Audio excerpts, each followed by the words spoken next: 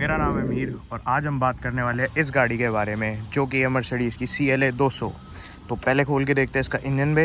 One eternity later.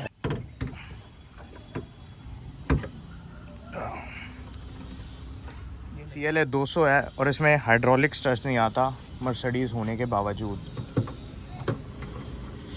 ये है इसका 2200 सीसी का डीजल इंजन जो कि प्रोड्यूस करता है 134 bhp और 300 न्यूटन मीटर टॉर्क। और ये है इसकी इंसुलेशन ताकि जो इंजन की आवाज़ है वो कैबिन तक ना जाए। अब इसके इंजन बे को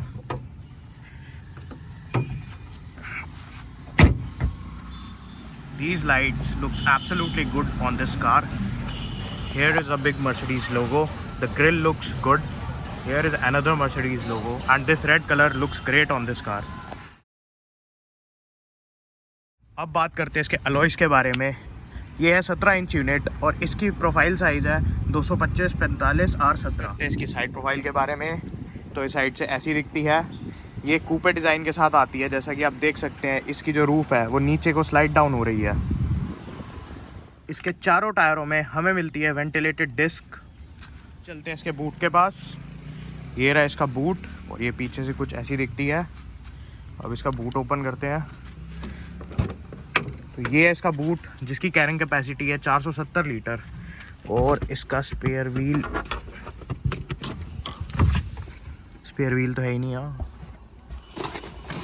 सैडली इसमें हमें कोई स्पेयर व्हील नहीं मिलता है। ये तो रही इसके बूट की बात करते हैं इसकी लाइट्स की। ये लाइट लगती है बहुत ही शानदार और ये जस्टिफाई करती है इसकी लुक्स को। कार में मिलते हैं हमें ट्विन एग्जॉस्ट और ये दोनों फंक्शनिंग है। Here is the shark fin antenna of this beautiful looking car. Here is the sunroof of this car which is painted in piano black finish and it's so big. That's what she said. इस car को unlock करने के लिए हमको ये button दबाना पड़ता है और ये कार हो चुकी है अनलॉक। इसमें मिलते हैं फ्रेमलेस डोर्स जो कि इसको एक स्पोर्टी अपील देते हैं। फ्रेमलेस डोर्स का एक फ़ीचर है, जब हम गाड़ी अनलॉक करते हैं तो ये जो शीशा है ये नीचे जाता है और जब हम इसको बंद करते हैं तो ये शीशा ऊपर जाता है। ये इसलिए है ताकि जो वाटर लीकेज है वो अंदर ना जा पाए। चलिए बैठते हैं इसके अंदर और बात करते हैं इसके इंटीरियर के बारे में। ये इस कार का इंटीरियर, ये ऑल ब्लैक इंटीरियर है और इस कार में हमें मिलती है sporty seat for co passenger as well as for the driver. और इसमें हमें मिलती है इलेक्ट्रॉनिकली एडजस्टमेंट और memory function for both the unit. Start करते हैं इस गाड़ी को। ये रही इसकी की जो कि लगती है यहाँ पे। You can see it's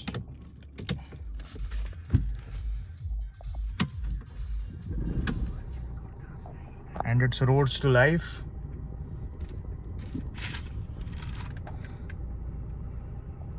ये रही इसकी इंफोटेनमेंट डिस्प्ले और ये रहा इसका रोटेटरी नॉब जिससे कि हम इसको कंट्रोल कर सकते हैं like this. It gives a premium feeling. It sounds nice. इसके एसी के कंट्रोल्स, यहाँ से कंट्रोल होती है इसके फ़ैन की speed as you can see. ये यहाँ से होता है टेम्परेचर और ये रहा इसका हैज़र्ड स्विच। या इस बटन से हम सिलेक्ट कर सकते हैं इसका मोड्स। इसमें 4 मोड है, comfort, sport, individual, eco. Comfort में कंफर्टेबली ड्राइव करेगी, स्पोर्ट्स में ये थोड़ी स्पोर्टी हो जाएगी, इंडिविजुअल आप अपने हिसाब से सेट कर सकते हैं for suspension as well as for the response of the engine, eco is for efficiency. ये रही इस गाड़ी की सनरूफ। ये वैसे तो बहुत बड़ी है पर इसमें एक दिक्कत है, ये इसके शार्क फिन एंटीना तक रुक जाती है। मैं आपको दिखाता हूँ।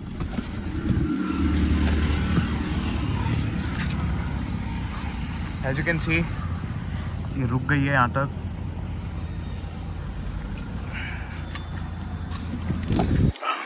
अब बात करते हैं इसके इंस्ट्रूमेंट क्लस्टर के बारे में। ये रहा इसका स्पीडोमीटर, ये रहा इसका टैकोमीटर, ये रही इसकी मल्टी इंफोटेनमेंट डिस्प्ले और ऊपर हमें मिल जाता है टेम्परेचर और टाइम। एक बहुत ही फंक्शनल यूनिट है एंड इट लुक्स गुड।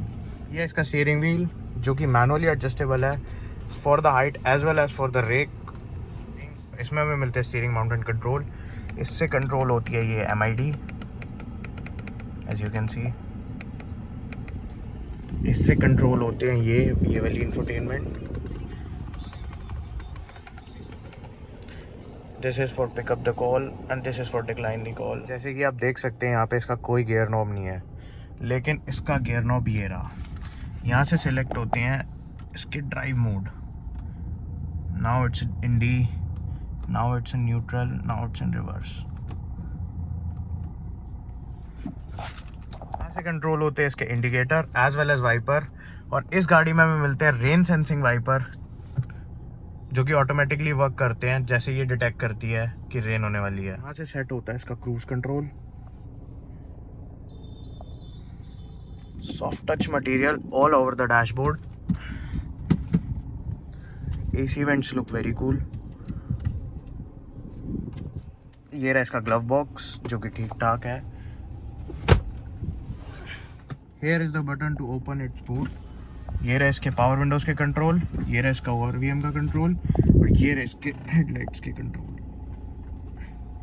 इस गाड़ी में हमें चारों डोर्स में पावर विंडो मिलती है। इस कार में मिल जाता है हमें 1 टच ऑटो डाउन।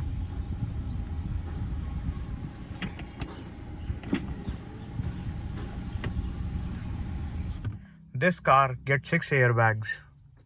यहाँ हमें मिलती है स्टोरेज, 12 वॉट चार्जिंग सॉकेट।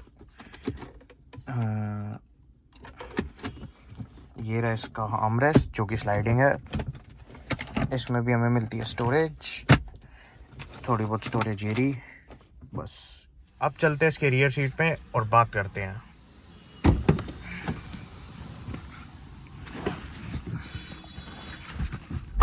तो मैं आ गया उसके रियर में। यहाँ पे स्पेस ठीक ठाक है, अंडर थाई सपोर्ट कम है, लेग रूम ठीक ठाक है और हेड रूम भी ठीक ठाक ही है। यहाँ में मिलता है 12 वॉट का चार्जिंग सॉकेट। ये यहाँ थोड़ी सी storage, ISOFIX child mounted seats.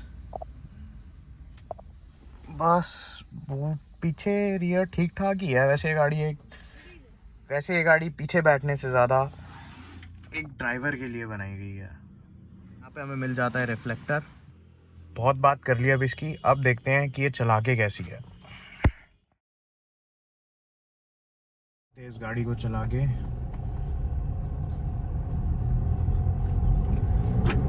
ये गाड़ी बहुत ज़्यादा नीची फील होती है। एक्सेलरेशन इज गुड, मोटर बहुत ज़्यादा पंची है।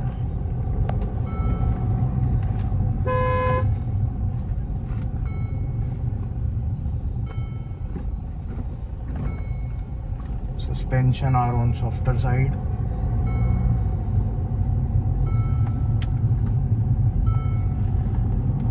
ये गाड़ी एक बहुत ज़्यादा स्पोर्टी अपील देती है। स्टीयरिंग व्हील भी बहुत लाइट है क्योंकि एक इलेक्ट्रॉनिक यूनिट है।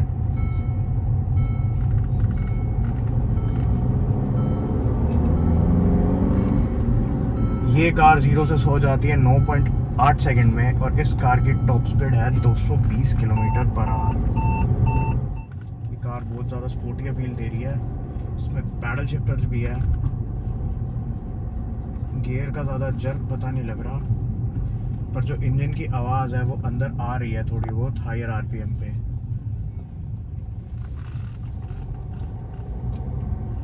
What I love about this car is its steering wheel।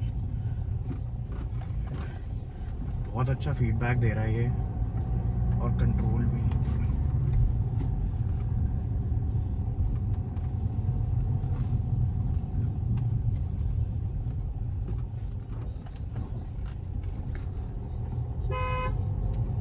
On is also very good. Mercedes के ऑन वैसे अच्छे ही होते हैं, लाउड भी है बहुत है ये।